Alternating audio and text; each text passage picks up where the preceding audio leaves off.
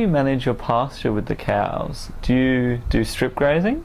We don't actually. So they've got the 37-acre hill paddock to themselves, and if the grass is getting at all low, we move them into what we call the hay paddock, which is only about 6 acres.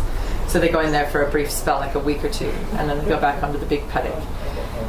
I think strip grazing is probably something we'll look at in future. Part of the problem with the hill paddock actually is that it is actually a very steep volcano.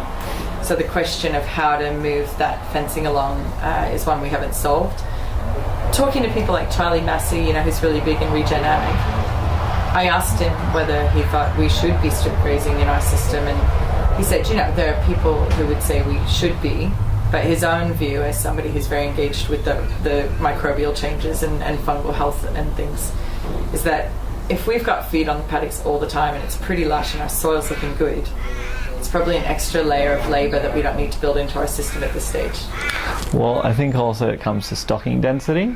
And ours of super low density. Yeah, so strip grazing is really important when you're trying to produce a lot of cattle. Yeah. Because then it mitigates the problems of soil erosion. It actually provides and promotes the growth of soil, soil microbiology, or the organisms in it, because it's just a natural process of herd animals. Yeah. But if you're doing low stocking densities, it's different. Yeah, I think there are arguments for it even in lower density, because it will bring you some regrowth of things that you won't get if they're not sort of doing all that tramping in a more intense space. That's what Alan Sabering, those guys are all talking about.